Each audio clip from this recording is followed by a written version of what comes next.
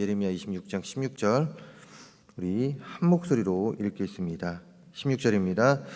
고관들과 모든 백성이 제사장들과 선지자들에게 이르되 이 사람이 우리 하나님 여호와의 이름으로 우리에게 말하였으니 죽일 만한 이유가 없느니라. 아멘. 저는 오늘 예레미야 26장 16절 말씀을 가지고 진리에 대한 청종과 외침이란 제목으로 이야기를 나누려고 합니다.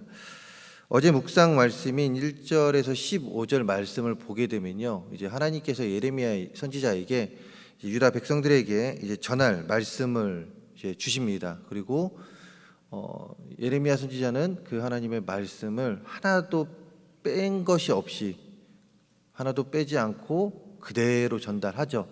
이에 대한 반응이 이제 기록되어 있는데 어떤 반응입니까? 예레미야 선지자가 하나님의 말씀을 그들에게 전했을 때 그 반응이 어떤 반응이었습니까? 9절에서 11절에 기록하고 있듯이 예레미야가 성전을 모독했다라고 이야기하며 그 이야기를 들은 이제 유다의 종교 지도자들과 일부 성난 군중들은 예레미야가 성전을 모독했다라고 하면서 따질 뿐만이 아니라 그를 죽여야 된다라고 이야기합니다. 그러면서 이제 재판에 예레미야를 회부시켜 버리죠. 자, 이런 배경 속에서 이제 오늘 말씀이 계속해서 이어집니다. 오늘 말씀은 이 배경을 가지고 이해를 하면 조금 더 편할 텐데요. 이제 재판을 이제 받게 되면 그 이후에 무엇이 있어야 될까요? 그 결과가 있어야 되지 않겠습니까? 바로 오늘 말씀, 우리가 함께 읽은 16절의 말씀이 그 재판에 대한 결과입니다. 그 재판의 결과에서 예레미야는 어떤 결과를 받습니까? 오늘 말씀에 기록하고 있듯이 그에게 어떠한 죄도 발견할 수 없다, 무죄를 이제 판결을 받게 되죠. 왜 그렇습니까? 예레미야 선지자가 전한 메시지는 자신의 이야기가 아니었던 것이에요. 하나님 여호와의 이름으로 그들에게 메시지를 전했기 때문이며, 동시에 우리가 읽지 않았지만 그렇지만 오늘 묵상하게 될 말씀인 이제 16절부터 24절까지의 말씀이죠. 오늘은 그 18절 아래에 보게 되면요, 18절 아래에 보게 되면 미가 선지자와 우리야 선지자의 선례가 나옵니다. 미가 선지자와 우리야 선지자의 선례가 나오는데 그 기준으로 보았을 때도 예레미야 선지자는 지금 아무 잘못을 한 게 없는 것이에요. 그렇기 때문에 거기에 있던 고관과 모든 백성들은 예레미야는 잘못한 것이 없다, 당신들이 지금 예레미야를 죽이려고 하는데, 선지자와 제사장들과 성난 군중들, 당신들은 예레미야를 죽이려고 하지만 지금 예레미야는 잘못한 것이 하나도 없다라고 분명하게 그들에게 이야기를 하고 있는 것이죠. 결국 예레미야는 죽일 만한 이유가 없기 때문에 이 사람은 무죄입니다라고 그들에게 선포를 하고, 무죄 판정을 받은 예레미야는 24절에 기록하고 있듯이 사반의 아들 아히감의 도움으로 거기에 있던 모든 그 성난 군중들로부터 안전하게 피신을 하게 됩니다. 이게 바로 오늘 말씀, 우리가 묵상해야 될 그 말씀의 내용입니다. 저는 이 말씀, 이런 내용 중에서 예레미야가 무죄의 판결을 받고 또한 피난을 하게 되고, 이런 말씀 속에서 오늘 16절 말씀을 통하여 하나님께서 우리에게 하시는 말씀이 무엇인지에 대해서 생각해 보려고 하는데요. 16절 말씀을 보게 되면요, 두 부류의 사람이 있는 것을 우리는 알 수가 있습니다. 어떤 사람들일까요? 바로 그 16절에 고관들과 모든 백성을 한 부류로 묶고요, 그 다음에 제사장들과 선지자들을 한 부류로 묶어서 이 두 부류로 이렇게 나오게 되는 것을 볼 수가 있습니다. 그렇다면 이 두 부류, 왜 제가 이 두 부류로 나눴을까요? 이것은 말씀을 듣고 깨달은 자와 깨닫지 못한 자의 부류로 나눈 것입니다. 자, 무슨 말씀입니까? 16절을 보시면 아시겠지만 제사장들과 선지자들, 그러니까 지금 16절에 나온 고관들과 모든 백성들, 그리고 또한 제사장과 선지자들은 동일한 예레미야의 말씀을 들었습니다. 하나님이 예레미야에게 전한 그 말씀을 동일하게 들었다라는 것이에요. 그러나 반응이 다릅니다. 반응이 다르다는 것이에요. 어떤 반응입니까? 제사장들과 선지자들 그리고 일부 성난 군중들은 예레미야를 통해 전달된 하나님의 말씀을 듣고 그 말씀이 뭔가 자신들의 마음에 안 든 것이에요. 자신들의 마음에 안 든 것입니다. 그 결과가 무엇입니까? 예레미야를 죽여야 된다. 예레미야는 성전을 모독했다 라고 이야기하는 것이죠. 하나님께서 그들에게 전한 말씀은 무엇입니까? 하나님께서 그들에게 전한 말씀은 유다가 죄를 회개하고 돌이키며 하나님의 용서를 받고 회개치 않으면 이 성전이 심판을 받아 쓸모없게 될 것이라는 그 메시지를 받았고 이 메시지를 전한 것이에요. 그래서 결론은 하나입니다. 하나님께서 예레미야를 통해 예레미야 선지자를 통해 유다 백성들에게 전한 것은 회개해라. 지금 너희들의 모습이 너무나도 황폐해져 있으니 회개하라 이것이었지만 선지자들과 제사장들 그리고 일부 성난 군중들은 이 이야기가 너무나도 듣기 싫었던 것이에요. 우리가 뭘 잘못했길래? 그러니 예레미야 선지자가 이야기하는 것이 좋게 들렸을까요? 좋게 들리지 않죠. 그러면서 가뜩이나 제사장과 선지자들 어떠합니까? 가뜩이나 자신들도 이제 너무나도 잘 안다고 율법에 대해서 너무나도 잘 알고 있는 자들인데 이런 말을 하고 있으니 옆에서 예레미야 선지자가 그 이야기를 하고 있으니 얼마나 자신들 자존심도 상했을 거예요. 그렇기 때문에 예레미야 선지자들을 고발한 것입니다. 그 말씀을 받아들이고 이것은 잘못된 말씀이다. 이것은 말도 안 되는 얘기다 하면서 지금 고발을 한 것입니다. 듣고 깨닫지 못했던 자들 한 부류죠. 그러나 그 한 부를 보게 되면요. 같은 메시지를 들은 고관과 모든 백성들 그들의 모습을 보게 되면 그들은요 그 예레미야 선지자의 이야기를 듣고 깨닫게 됩니다. 무엇을 깨닫게 됩니까? 이것은 진실이다. 이것은 하나님의 말씀이다라는 것을 깨닫게 됩니다. 그리고 그들은 과거 미가 선지자 시절 선지자의 말을 듣고 회개함 가운데 복을 받았던 그들의 조상의 일과 하나님께서 우리야 선지자를 통해 메시지를 전했음에도 듣지 않음을 통하여 힘들어했던 그들의 조상들의 그 이야기들을 그 과거에 있었던 이야기를 깨닫게 된 것이죠. 생각하게 되는 것이죠. 그러면서 그들이 행해야 할 일이 무엇인지 그들은 깨닫게 된 것입니다. 즉 똑같은 예레미야 선지자의 말씀, 하나님의 말씀을 듣고 한 부류는 깨닫지 못했습니다. 오히려 자기들의 의의가 앞세워 하나님의 말씀은 잘못된 것이다.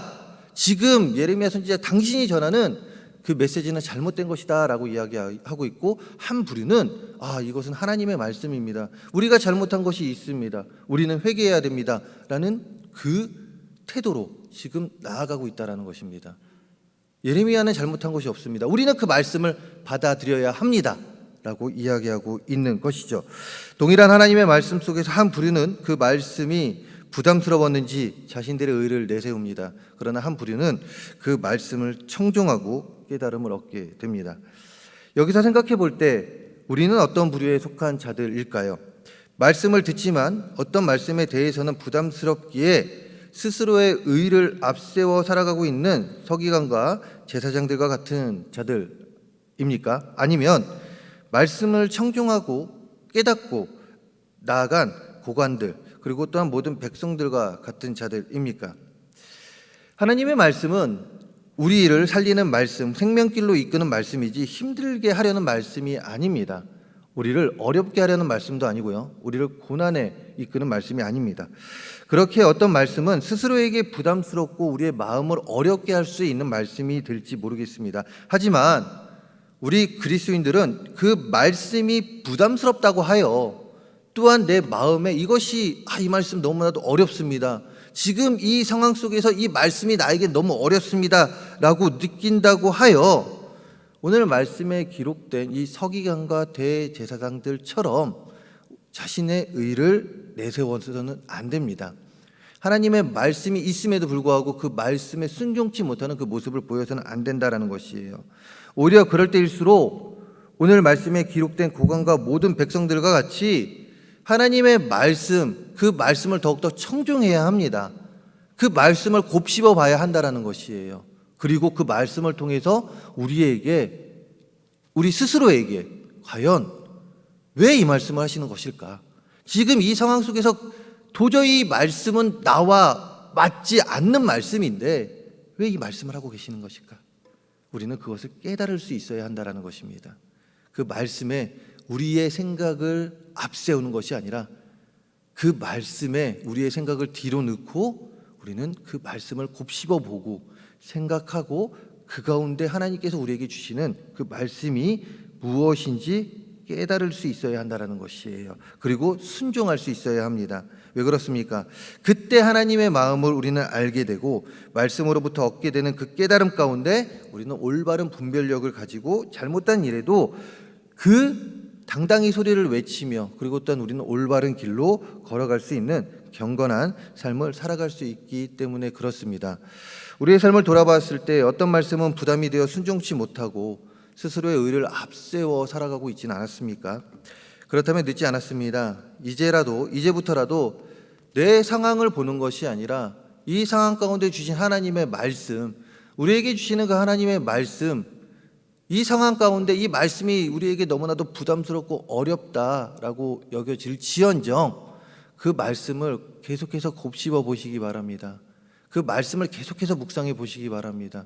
그러면 분명 이 상황 가운데 왜 하나님께서 이 말씀을 하셨는지에 대해서 우리는 깨닫게 될 것입니다. 그리고 그 가운데 우리에게 있는 어려운 일들, 힘든 일들, 그리고 또한 이 상황 가운데 있는 일 가운데 하나님의 인도하심 가운데 우리는 그 일을 자연스럽게 하나님께서 주신 인도하심, 하나님께서 주신 지혜 가운데 모든 일들을 해결해 나아갈 수 있게 될 것입니다. 청종할 수 있는 우리들이 되기를 바랍니다. 그 가운데 깨달을 수 있는 우리들이 되기를 바랍니다. 선지자와 제사장들과 같이 하나님의 말씀을 무시하는 것이 아니라 고관과 모든 백성들과 같이 하나님의 말씀을 듣고 깨닫고 그 가운데 올바른 것이 무엇인지 알아갈 수 있는 우리 모든 성도님들 되시기를 바랍니다.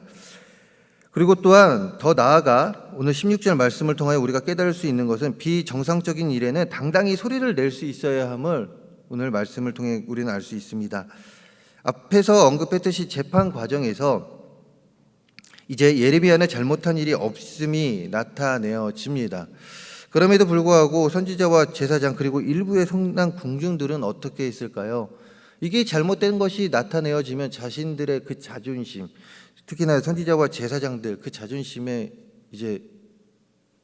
무너지게 됩니다. 자신들이 주장했던 게 잘못됐다라는 것이 나타내어지는 것이잖아요. 그러니 이들은 어쩔 수 없이 계속해서 예레미야는 잘못된 사람이다. 예레미야 선지자는 잘못된 사람이다. 같은 선지자끼리도 이제 고발을 계속하고 있습니다. 이때 재판을 맡았던 이들은 나라가 분열되는 것을 막기 위해 선지자와 제사장들의 의견을 존중해 줄 수도 있었을 것입니다. 그러나 그들은 그렇게 하지 않았습니다. 왜요? 이것은 잘못된 일인 것을 분명히 알았기 때문에 그렇죠. 진리에 부합된 일이 아니었기 때문입니다. 그렇게 이들은 당당하게 예레미야 선지자의 무죄를 외쳤고 오히려 정당한 이유를 들어 선지자와 제사장들을 설득합니다.